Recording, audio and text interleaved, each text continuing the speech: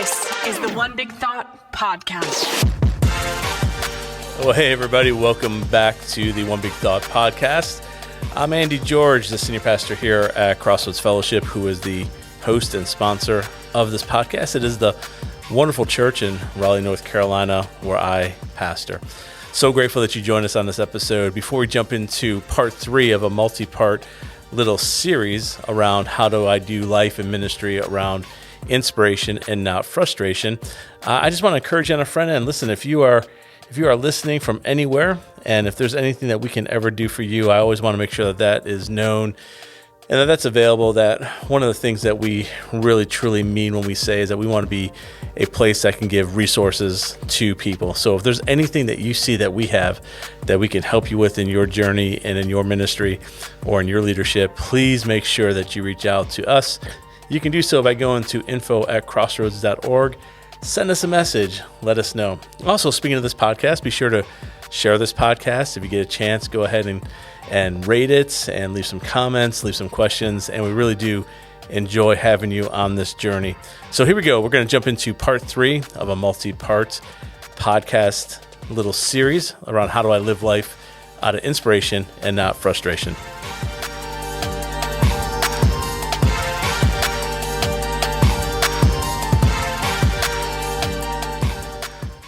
All right, I would encourage you, if you haven't done so already, make sure that you go back. In fact, if you want to hit pause right now on this episode and go back and listen to the first 2 parts of this multi-part little series. Where this came out of is in just being in ministry and leadership and talking to a lot of people in ministry and leadership, including our own staff at times. I find that people often are struggling balancing being frustrated in leadership, frustrated in ministry, as well as being frustrated just in life. And so I really think that this content on how do I make that shift to go from being frustrated to being inspired, how do I keep my eyes on the right thing, is very valuable, both for people in ministry, people in leadership, marriages, people working with other people in any regard. This is very helpful to you. So part 3 of this sermon, I call it sermon, of this little series here around inspiration to frustration. I want to talk today on how to actually transition from being frustrated to being inspired. So how do I make the transition from frustration to inspiration?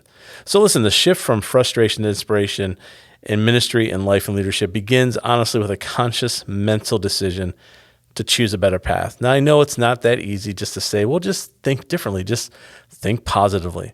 But as a leader, it's crucial to submit our thoughts to God and allow Him to renew our minds, which enable us to embrace inspiration-driven leadership. So even though it might not be as easy as just saying, hey, just change your thoughts, the scripture is clear in Romans 12:2.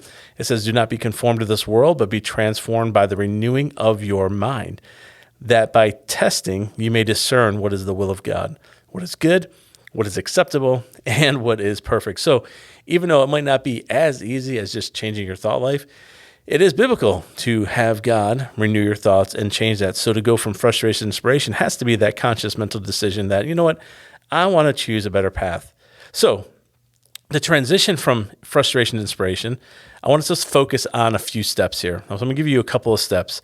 And as we talk through these steps, I want to just encourage you to be thinking through how and where in my own leadership does this apply. So 5 steps on getting out of frustration into inspiration. Number 1, make a conscious decision to choose inspiration. I know it sounds easy, right? The first step in transitioning from frustration to inspiration is acknowledging that the choice is in your hands.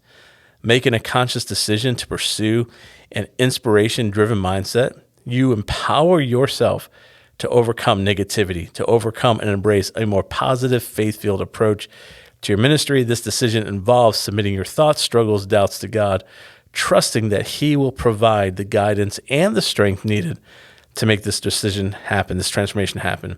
So as you choose to pursue and follow inspiration over frustration, remember that this is an ongoing process, and it might be a daily process, but it might take time, intentionality, effort to rewire your thinking and adopt a more positive, hopeful perspective. So you have to stay committed to the journey. In other words, be reminded and remind yourself of the reasons behind your decision, seeking God's presence and reassuring as you navigate the transformation. So step one, make that conscious decision to choose inspiration. Step number two, you have to revisit the seed of your calling. Remember in the introduction in week one of this multi-part podcast episodes, we talked about how the seed, the very thing of which either frustration or inspiration is birthed, that is your calling. It is your why. It is holy discontent. It is the striving to excellence, all those reasons, right? So in order to go from frustration to inspiration, I find in my life often I have to go back to why I do what I do. I'll say and call it the seed of my calling. In the middle of strategies, in the middle of struggles and challenges and pressures of ministry or leadership or family or relationships, it can be easy to lose sight of the original calling and the passion that you once had that really fueled your work.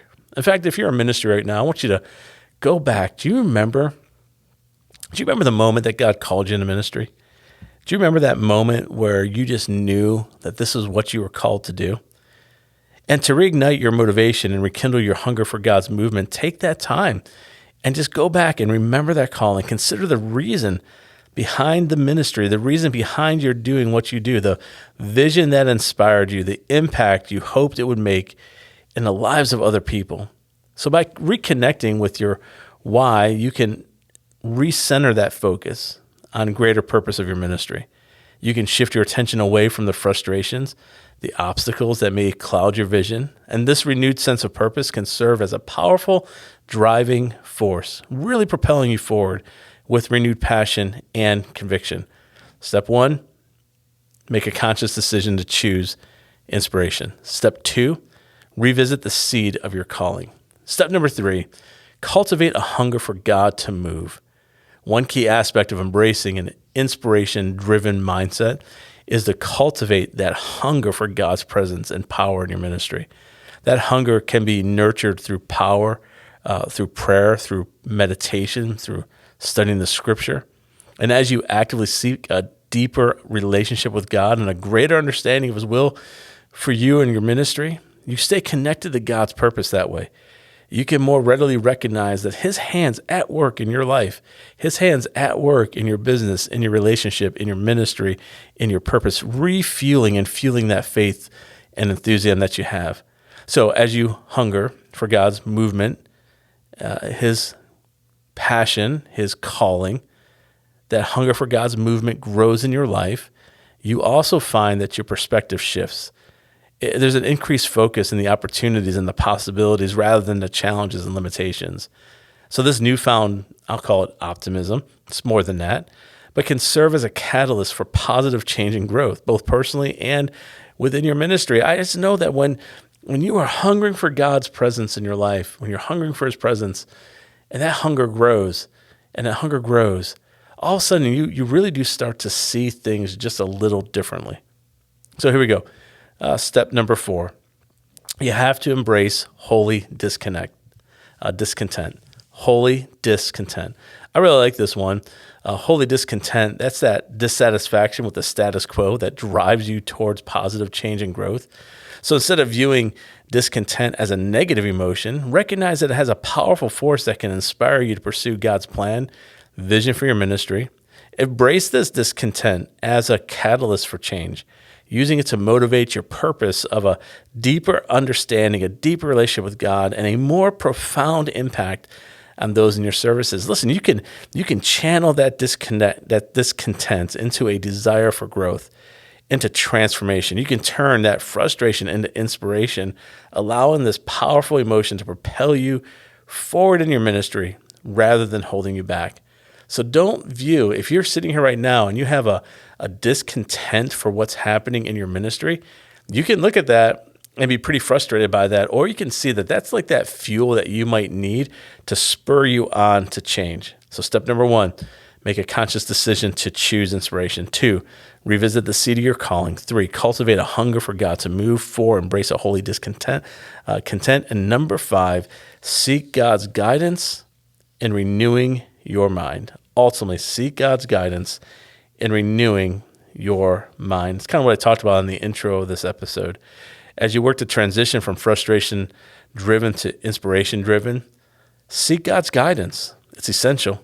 Submit your thoughts, your plans, your emotions to God. Ask Him to renew your mind according to His will. Trust that He will lead you in embracing an inspiration-driven mindset, providing the wisdom, strength, perspective needed to make this ultimate transformation. And as you continue to seek God's guidance, you might find that your thoughts and attitudes begin to change. That's the hope, reflecting a more hopeful, faith-filled approach to your ministry.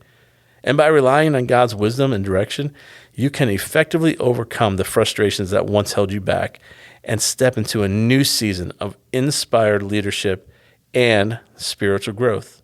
So, as I wrap up this episode, I want to encourage you that by choosing to focus on inspiration and submitting your thoughts to God, you will allow Him to renew not just your mind, but also get you back to that calling, leading us to a more effective and fulfilling ministry.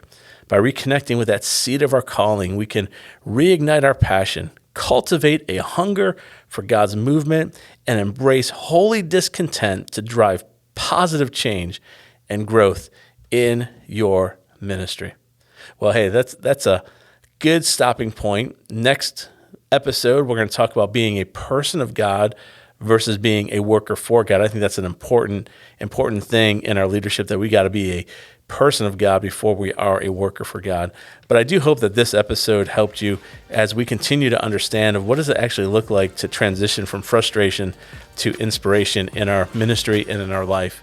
Again, I want to remind you that if you are listening, if there's anything that we here at Crossroads Fellowship can do for you, will you please reach out to us? Let us know if there's anything we have that can help you in your ministry or in your life or in your business or in your day-to-day operating. Please let us know and reach out. Again, you can reach us at info@crossroads.org. You can also go to crossroads.org, our website, and find out more information about who we are, what we're doing as a church. And if there's something there that causes you to want to pursue or ask questions, please make sure that you reach out. Thanks again for joining me on this episode of One Big Thought. I look forward to catching you next time as we go into part 4 of inspiration versus frustration.